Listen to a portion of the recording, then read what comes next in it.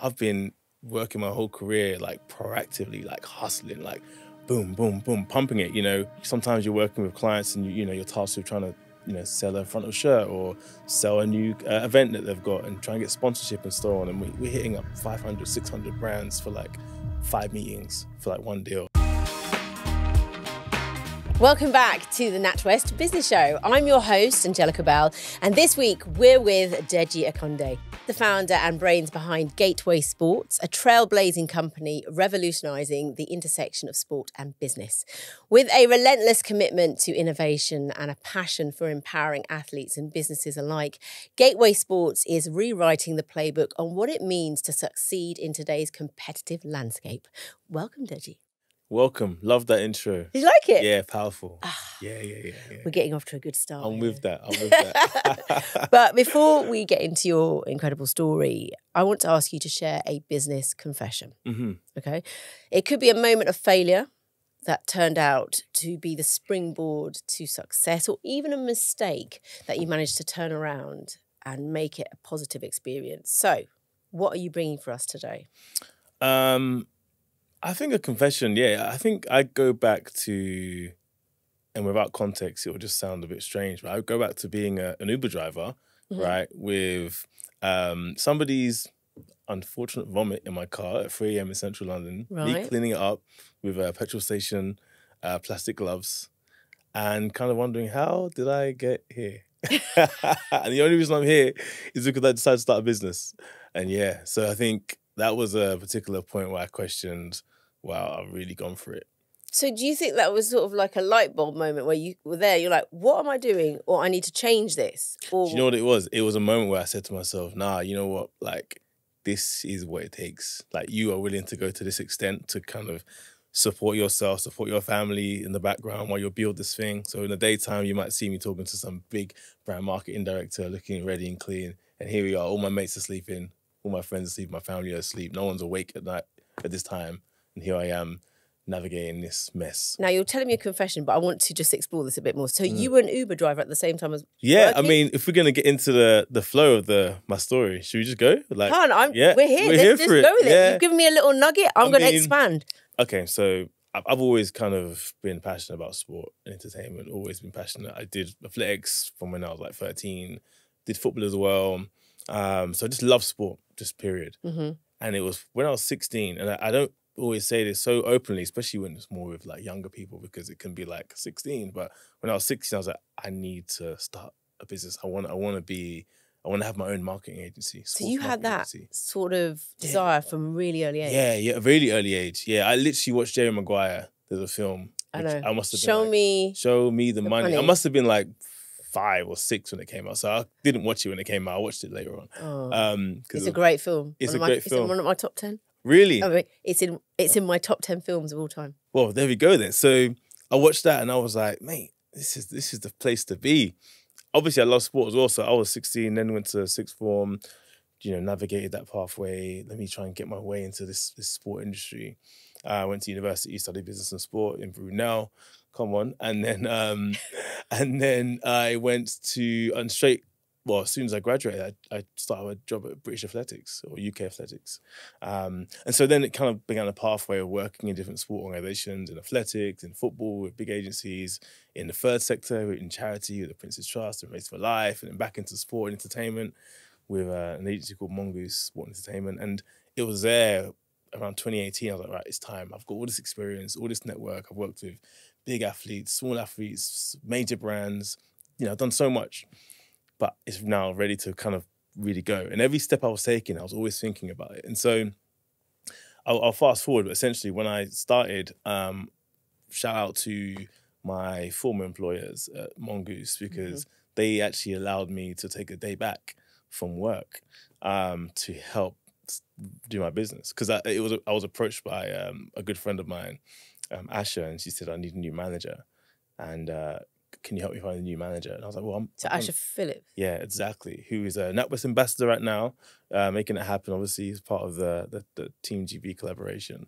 And I was like, well, look, I can help you find a new manager, but I'm about to set up a little business myself. So let's just go, So I went from home, my living room floor, like creating a little plan for her.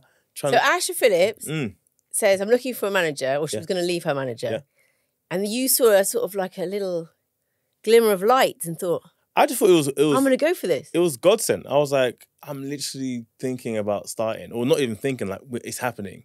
And the voice that comes through, like, yo, Dej, I'm actually like going to be leaving my management. Can you help me find some new management? Because we would speak every year about, you know, commercial management. I would never get involved, you know.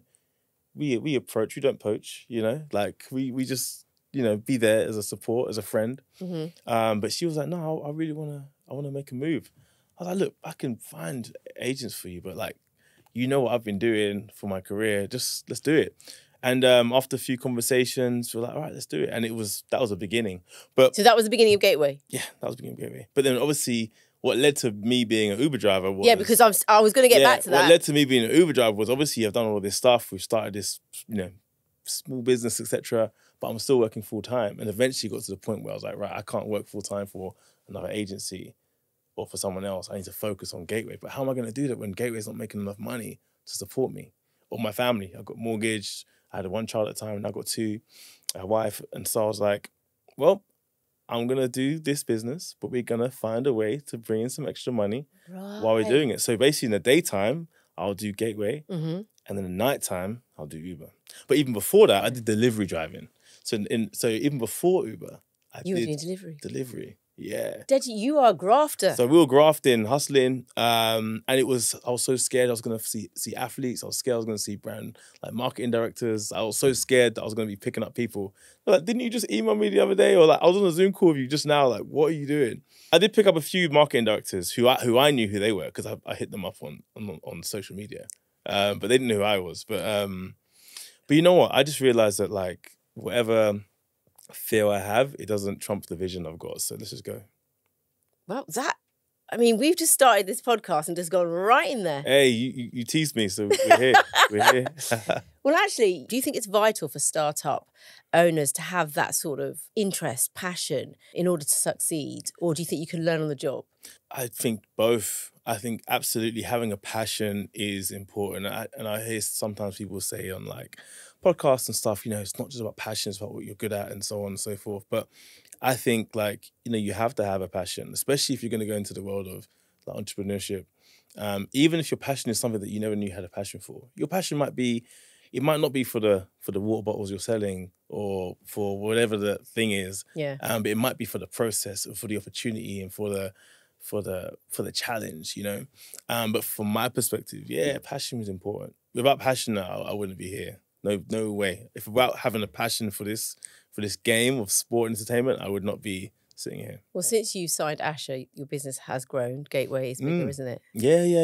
Listen, it's been the journey. Like I think that what we did with Asher and still doing, I think, really set the tone. And I think it was a catalyst for other people seeing it, being like, hang on, you know. And I think I just noticed that from my perspective, I felt that a lot of the times athletes weren't maximizing the opportunities they had. I think they had amazing accomplishments on the track or in whatever sport, on the field of play, should I say. But I think commercially and how their profiles were being built, the kind of brand opportunities they had, and importantly their career development and longevity around what happens after sport, I just don't think it was being taken care of. And I felt that a lot of my experience, a lot of managers were quite lazy, quite reactive.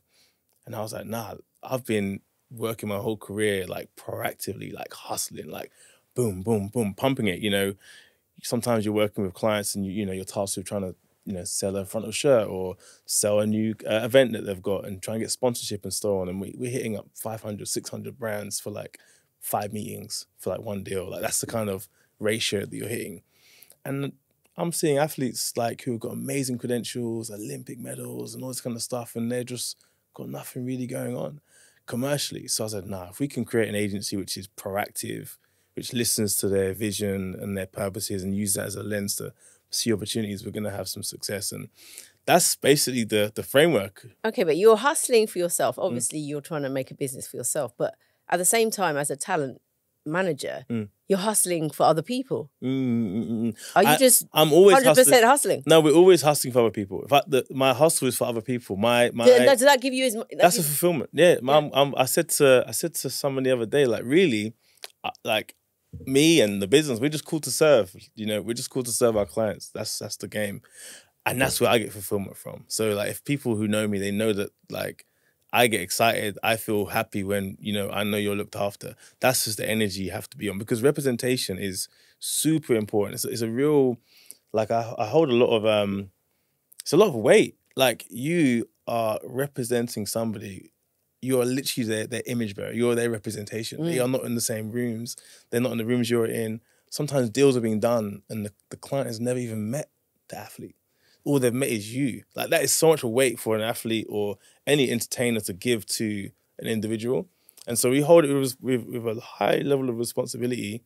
And therefore you have to be on it. And it's 247, you know, shout out to my wife, because you know what it is, when I was doing all that Uber, all that stuff, she's at home, like, you know, sometimes this points us during COVID as well, you know, at home with the kids, like, and, you know, she met me way before, all of this.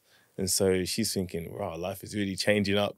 But, you know, we have to go low to go high. So, yeah, it's been a graph, but definitely have to give her a shout out. So, I mean, we'll digress a little bit because we are shouting out to your wife. I guess having that support network as well, when you do take a risk with a business that you feel passionate about and there's other people who are relying on you, that's huge as well. Yeah, huge. I mean, you know, you financially, even I remember taking one day back from my day job and I was like, oh, wow. Like in my head, I'm like, oh, yeah, it's fine. And then I start to see my paycheck. I'm like, wow, even at one day, I can see the difference, let alone when you jump ship and leave. But I don't know, sometimes, for me at least, I had that, it's almost like I broke that ceiling and I was like, right, okay, you actually have got this. Like, you have got that little extra spice, that little extra thing inside you that is like, okay, you can be in these kind of deep waters, because it is scary. And I do talk that sometimes I think all of these things I never knew about business, about like being a founder, it sounds glamorous and it sounds like, oh, yeah. And obviously, especially now, because people see us, we're out and about, you know, today I could have been in America, but I'm here, you know, all this kind of stuff. So the optics of it is like, oh, man. But actually the behind the scenes, it can be quite lonely. It's a lot of pressure, especially when you're managing talent, you know, their dreams and hopes and aspirations, and then their parents and their grandparents are kind of all on you and the business to help them, you know. So it's a lot of pressure, but I think I kind of thrive in those environments. And I just that pressure works for you. It has to. Yeah. Well, you talked about, you know, being in rooms, negotiating on behalf of your clients. It's an art form, negotiation. So what tips would you have for anyone who has to negotiate or working for, you know, for people and stuff? What, you know, how can you sit there and be like, this is what this is worth, and convince people to buy into that?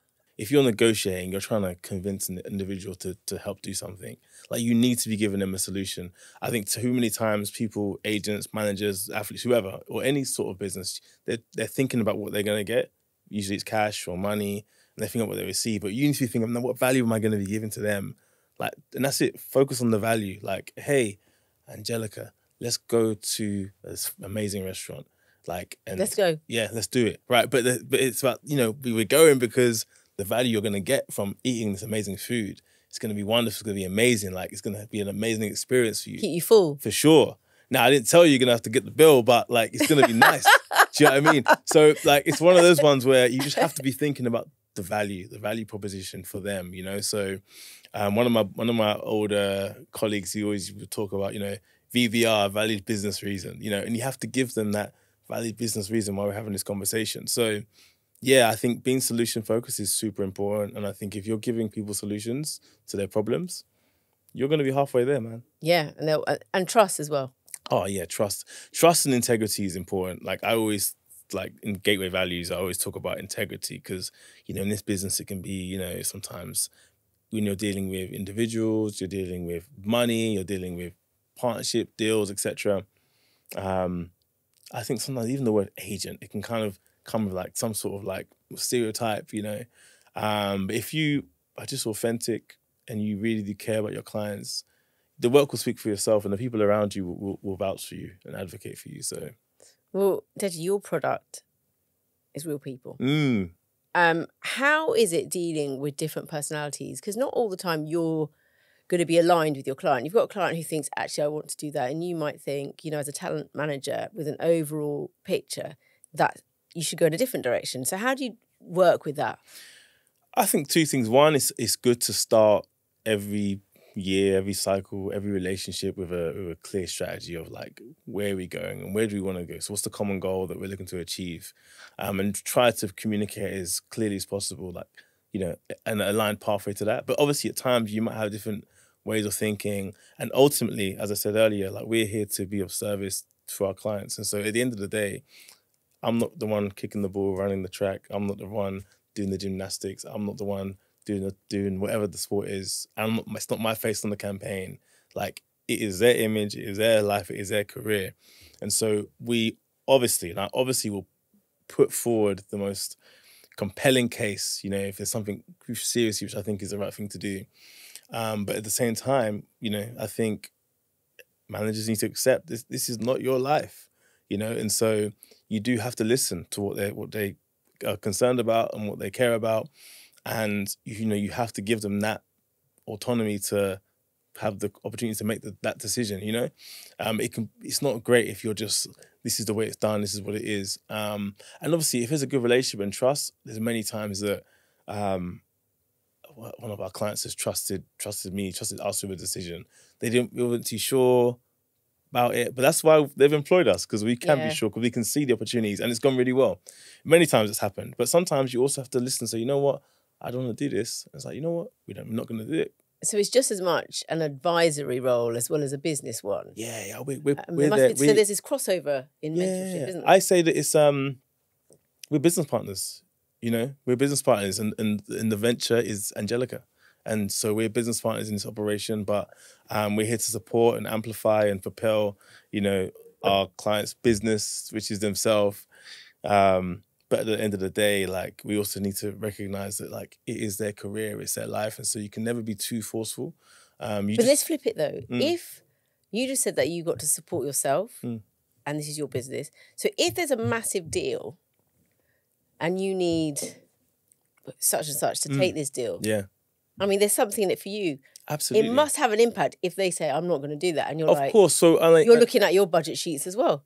Yeah, on one level, if someone's just don't want to do work, but then if that's the case, I doubt that we'll be working together. Because if you're with Gateway, like, we're here to get busy. Like, we're here to make it happen. So if you're not ready to get busy. Oh, if you're not ready to get busy, then I don't know, like, then what we're doing. You know what I mean? We got to be active. So that's already a given. Like, if we're working together, that's because you want to get busy. You want to be proactive. You want to be out there. That's just standard. That's just the baseline. At the level of conversation I was just talking about, that's now, oh, should we do this? Should we do that? Is this right or is that right? And, ultimately, there's times where we have had to let things go. An athlete has a deal on the table, but they had also in a really high-level performance situation. And we always will say performance first. At the end of the day, in the world of sport, the biggest commercial athletes are also the most successful. When you think about Serena, when you think about Floyd Mayweather, you think about, Roger Federer, extremely strong commercially, but they were the best. And so on. This can go on. So there's definitely an undeniable correlation between high-level performance and great commercials. However, I will say this, that the world has shifted, and where we've also seen and where we've also helped is take people who may not be the number one, but their story is rich. They have so much value they can give to society, to humanity, from the depths of their story. And we just help them position that. And, I always say brands are boring. They need stories. And we're humans. That's it. We can be amazing storytellers just from our own journeys. So we've helped athletes really propel who they are and what they are. And that's also another way to kind of drive commercial growth. But yeah, we're here to get busy, man. I love that phrase. What lessons have you learned from high performance athletes? Because you said, they have this determination. Yeah. It's almost like they have the Midas touch. They know how to get the best out of themselves. Hey, if there's any athletes out here, I honestly believe that athletes can be amazing entrepreneurs, because I'm always trying to tap into that athlete mindset. Like, I used to run a bit. I was not a high-level athlete. I was around good people. Some of these, I was training with, you mentioned Ashley, I was training with her, and Desiree Henry and Jodie Williams, all of these athletes, we grew up together. So, and now they're our clients. So, but I kind of tap into that athlete mindset because you have to be extremely disciplined. You got to be focused. You got to be goal driven. You're going to take L's all the time. You're not going to win every match or win every race. So you have injuries. Like, it's really like the entrepreneurial journey just in parallel. And so I really think athletes can tap into that and be really, really great entrepreneurs. So that's one thing I've definitely learned from them and continue to learn is just to like stay focused, stay disciplined, keep going. Yeah, I'm kind of living my dream through them, if that makes sense. My athletic dream, yeah. You know? So you're still making it. Hey, we're almost there. Yeah. Almost so there. Let's talk about patient aggression. Talk to me a bit more about that because you talk about it. Yeah. Yeah, you know what it is? It's more about like, I think even already the conversation is like, you know, you have to have that, you have to be on the front foot, but you have to be patient. You know, you can't just accelerate and think everything's going to happen overnight. That's just not what it takes. I love that. I mean, there's so many statements I love, but that one where it says, you know, the overnight success took 10 years to build, you know? So, and that's what it is. It's like you see success and you think, bang, oh, how did he get there? How did she get there? But like, they've been churning away now. Even now, people who are just seeing Gateway, and I'm sure some people will see Gateway for the first time on this podcast, and they'll be like, okay, cool, Gateway, and they're here and they're there and they've done this.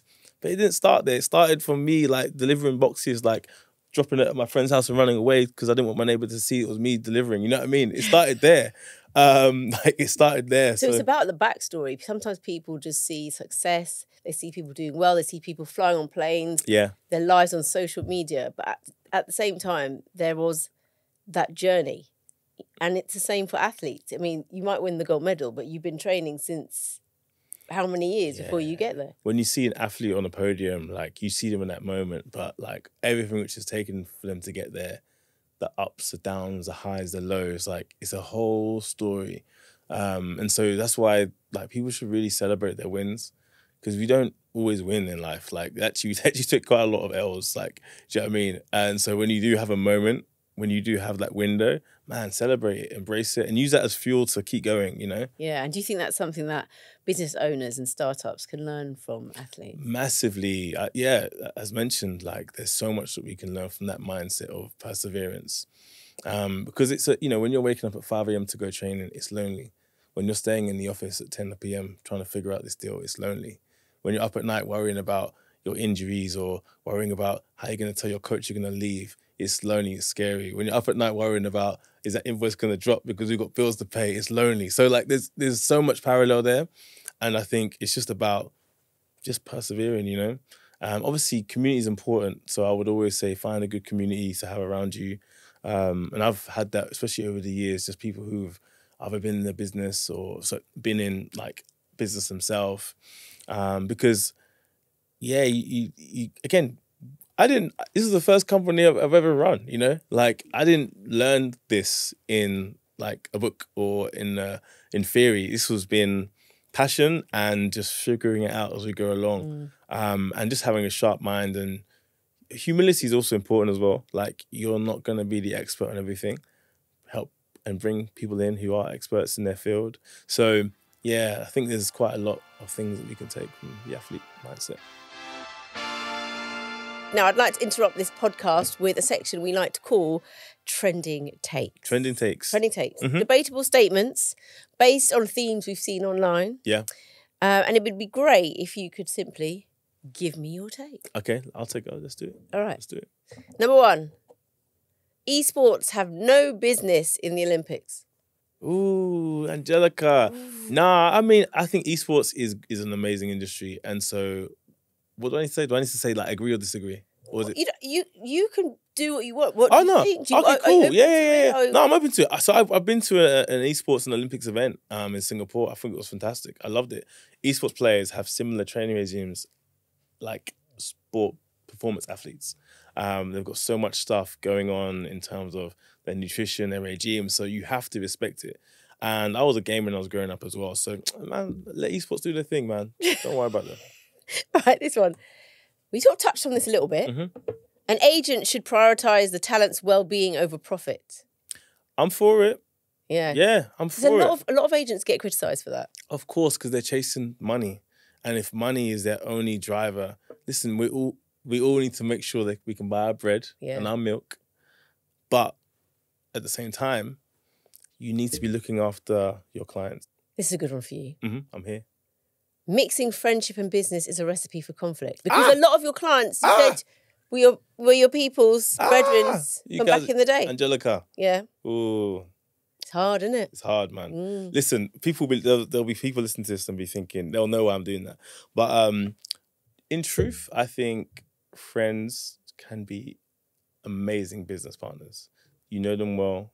There's an alignment. There's passion. Asher and I, a great example.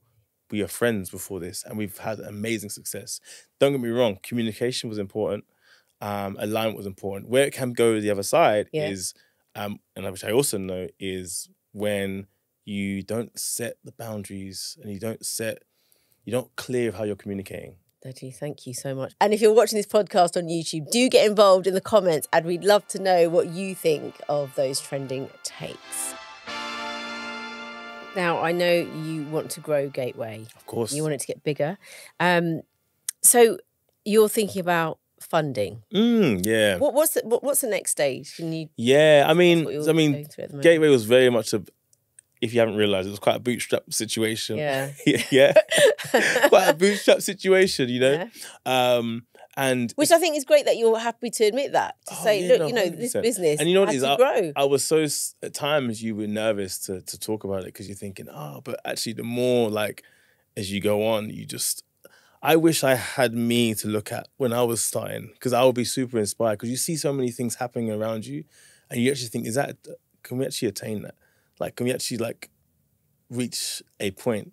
And I still have it now. I'm sitting in the office and I'm looking and I'm like, wow, this is kind of a bit strange, you know? And you see your campaigns everywhere. You see this happening and it's like, okay, this is real. We are really about it. You can't really sit in it for too long because you've got stuff to do. Yeah, you got to get busy. Yeah, you got to stay busy, always busy, active. But at the same time, I definitely think that you just got to keep going. So let's talk about the funding round. But yeah, so the funding stuff. So I think that it's being bootstrapped. You're like, okay, well, I'm seeing all these companies are out here raising this and raising that, and I'm like, they're not better than Gateway. They're not better than me. And they people starting with 6 figures of capital just to get going, just off an idea. I'm like, we've got traction, But I've always thought again, you have to be in certain circles sometimes, and access to capital is not always easy, for certain, in my opinion, for certain communities and so on, it can be challenging at times. So I think, it kind of got me thinking, okay, maybe we should look into this. So I did a family and friends round. The intention wasn't actually for it to be family and friends, it was for it to be something. But again, you're figuring it out, and you're talking to people, and I don't know, sometimes, I'm a British guy, you know what I mean? I'm Nigerian, but, I'm Nigerian British. But, sometimes we can be pessimistic over here, Sometimes you can be a little bit pessimistic. People really want to see, the vision in its entirety. Then they want to jump on the hype. But sometimes in other places in the world, I feel like they see the vision and they get excited, And so... So are you saying we're a bit more cautious here? Cautious is a nice way, yeah. Sometimes cautious, sometimes pessimistic. Depends. Sometimes pessimistic. But cautious is there, which is fine. It's good to be cautious, but there's nothing cautious about business. There's nothing cautious about entrepreneurship. Ultimately, it's a risk. And so did that, and that was cool. And it was lovely to see people who I know personally who've seen me. I've got a couple of, close friends. One particular comes to mind who was like, no, Dad, I've seen you from when we were kids. And he's just seen the journey from that, and it's just look, I want to... It wasn't talking about a lot of money, by the way, but I just want to put something into to help you. You're out here grafting, doing Uber, I want to help you support your vision. And so those people, I will remember them forever, to be honest with you, because they supported the business when there was nothing. We weren't, on any heights. Yeah. Well, we were on heights because it was growing, but, it was in its infancy, And it's tough. And then obviously, I think as we move to the future, I think there's a huge opportunity to just grow and to scale, but not scale in I don't want to lose the authenticity. I don't want to lose the all that stuff about being proactive, about listening to clients, listening to their purposes. I think at times when you scale and you get too excited and you try to do everything, you can dilute the whole situation. So I think we always need to stay very, very lean. We need to stay very, very like direct to our purpose. But I want Gateway to be a global agency with athletes all over the world. I want us to be working with the biggest brands, working on the biggest collaborations, but at the heart of it, just make an impact, and our impact is people's lives. So I'm not saying Gateway is a charity, Hey, we got anyone I'm in current negotiations with, we are not, a charity, right? It's a commercial organization, and we're going to drive growth and revenue. Yeah. But at the heart of it is that we're helping individuals set up their futures, and that to me just gives me buzz. You mentioned about how there's certain difficulties with trying to raise capital. What advice would you give to business owners listening now who are looking to raise money? Yeah, I think from what I see, but also from my own experience, I think one, you do have to have confidence. You do have to have confidence, and I'm not saying you should be like overzealous or you should be like shooting for the sky, but you believe in this business. You've showcased your blood, sweat, and tears for this business. Don't be scared to elevate that. Don't be scared to tell your story. Don't be scared to tell people because really all they're investing in you. Everyone has ideas. Everyone has ideas. There's businesses all over the place. But tell your story. Tell your passion. Show them how much you're willing to go in. And I think that's what's been really interesting. I think the more I've spoken a bit more about my own personal story, I think people are more like, "Oof, Dej, this is inspirational." Yeah. I'm like, "Oh, okay, I didn't know." Now you touched upon sort of the future. It's global. Are you seeing offices in different countries? Where do you see Gateway? Angellica, you're making me get excited. I see ultimately I see Gateway just doing great work. I think not to get carried away. I think we've done really well, and I think we're really starting to disrupt and bring activity, and people are thinking, okay, this is a young agency doing their thing. But yeah, I think the work we do can be translated into other markets. I'm a big fan of America. I think America is an amazing place for sport and entertainment. I speak to athletes there, and I'm like, the similar issues. There's around people who aren't proactive, around people who don't really understand their passions, who aren't pursuing their passions and purposes and driving them forward in a commercial way, or the opportunities commercially are not really coming, even though they should be. So, I'm sure we can make a few things happen. So, yeah, the future really is to continue our work and build and grow, but never lose sight of the focus. I think if we get if we get a bit too overzealous and trying to do everything, it's never going to work. And always just focus on the main thing. I think also when you trying to build something out, you can think, we can do this, or we can do that, and you can start to how we can have this division, that division. And even I've learned just keep focusing, keep chipping away. And that's what we've done. Survival, keep surviving every year, keep surviving. So you want to get big, but not too big. Want to get big, but I want to get big in our feeling, in the work we do, but we don't need to get big, crazy big in But you're the one who mentioned international. I'm just going. No, big. No, but that's what I'm saying. Big international, yeah. But we don't need to have 10,000 staff, and we don't need that. No, we can just be big. Have Gateway's influence. Yeah, I want the Miami office. So you do want it? Absolutely, undoubtedly. If anybody thought that was coming off, no, we want the Miami office. We want Miami, we want Lagos, we want the UK. Why not? Yeah. Why not? That's the way. And if we're doing that, that's how we're touching people. That's how we're impacting people. We just went to Ghana with Alice Deering, Olympic swimmer, who's also a client and is also on the show. Yes. And yeah, we went there and we supported her delivering or creating her own swimming program. Yeah, it was amazing. And off the back of that, people were trying to hit us up and stuff like that. So listen, we're going to be global. We've got to, get our foot in the door. I am Nigerian though, but hold tight my Ghanaian people. You did look after me. You're open to looking after anyone. Yeah. International. So it's not just about athletes who are winning all the gold medals or who have so much high profile. It's about maximising the talents and expertise of the athletes on your books. Absolutely. I think, of course, we know the relationship between being the number one and commercial stuff. But actually now, if you look at the way that social works and the way that us as a community and humans are communicating. Like we need stories, we need to be inspired, and actually like every athlete has a story, every athlete can be inspirational. I think, you know, we've done a great job of taking people's stories and their passions and purposes almost away from what they're actually doing on the field of play and like amplifying that. And that then brings brand interest, it brings fan interest, and, you know, helps almost be the bedrock for people to start venture and businesses. So yeah, you know, I think it's about finding your passion and just delving in, but you need a good team around you. Gateway. I'm silly, I'm stupid. No, you mean that. I do. Right, I think we should do some rapid fire questions, but I know they're not going to be rapid fire. Let's do it. Because you like to chat. Chatty patty. Who is your business inspiration? My business is I don't know. I honestly don't know. One guy I respect highly is Khaldoon Al-Mubarak. He's the chairman of Man City. We have no alignment with our business journeys whatsoever, but I've just liked the way he speaks and the way he kind of navigates himself. Okay. So let's use him. Let's use him. What advice would you give your younger self? Believe in yourself and just be relentless in your pursuit for your dreams. Okay. What do you most enjoy about owning and running your own business? Turning visions into reality. One thing nobody is talking about in business that they should be. The hardships. The people do talk about them, but really talk about them. Do you know what I mean? Because it's lonely. So like really show the loneliness. Yeah. Okay. Your favourite business hack? Proactivity. It's not a hack, but just get after it. Go. Make it happen. I like yours. Get busy. Stay busy.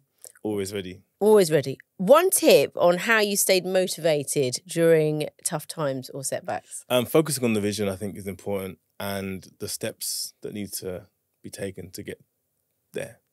One step at a time. One step at a time. What's your favourite part of being an entrepreneur? I've kind of already said it, turning visions into reality. But I tell you what, in my context, is seeing other people thrive through the work you do. Yeah. That's that one. When I see people smiling through our work, makes me happy. Okay, now this is an interesting one. You said your confession was that moment where you were at the petrol station. Yeah, nasty. Do you forgive yourself? I think I know what you're going to say. Do you forgive yourself, regret it, or wish to forget it? We'll never forget.